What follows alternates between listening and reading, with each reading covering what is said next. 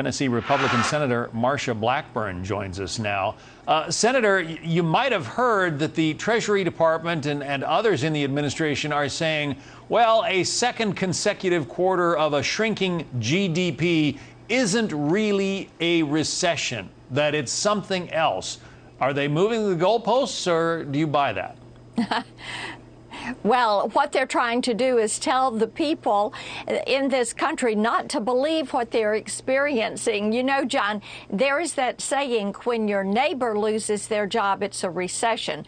When you lose your job, it's a depression. And the American people know what they're experiencing in their personal economy. The price at the pump, the grocery store, what they're paying for clothing. When the farmers can't get fertilizer and pesticides and chemicals to get crops in the ground.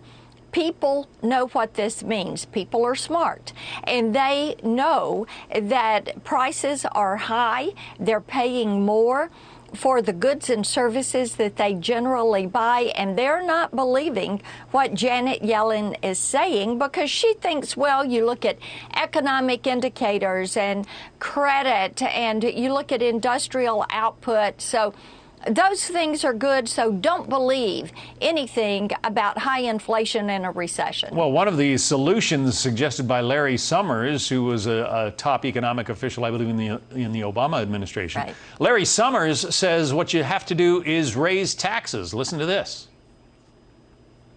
The right thing to do is to raise taxes right now to take some of the demand out of the economy.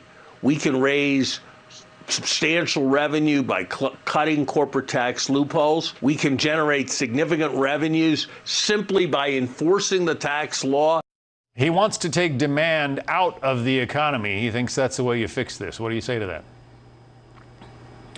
What Larry Summers is basically saying is he wants hard-working taxpayers to have less money in their check every month and government to have more of that money. But people know you cannot tax your way out of inflation. You cannot tax your way to prosperity. And they also know the best way to see an economic recovery is to lower those taxes, to lessen litigation, to lessen regulation, and get this economy working again. They know that you need to be producing energy here in order to get inflation down. And corporate tax loopholes, taxing the wealthy, people know eventually that's going to hit them. One of the, you mentioned energy, bringing down energy prices. One of the key drivers of this inflation is the fact that energy prices are up so much. Virtually our entire economy gets delivered, the consumer goods we purchase get delivered by truck, and diesel fuel is through the roof right now. We have a chart that shows gas prices, which actually have come down slightly, about 55 cents. Today the average is $4.36 for a gallon of regular. A week ago, $4.53. A month ago, $4.92. A year ago is $3.15. So everybody is feeling the sting, and yes, prices are going down, but it's still an inflationary spiral.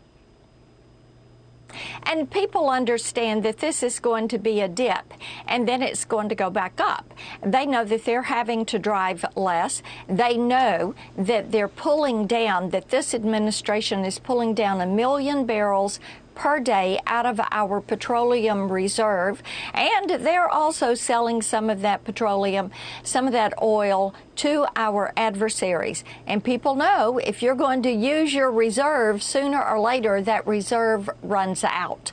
And there is no plan from this administration to replenish that, and there is no plan to increase exploration, drilling, or refining on U.S. soil. We'll see what the consumer price index comes out to be on Thursday. It'll be interesting if it's down. The GDP. It'll be interesting to see whether the administration wants to call it a recession. Probably not. Right. Senator Marsha Blackburn, Republican of Tennessee. Senator, thank you. Good to join you.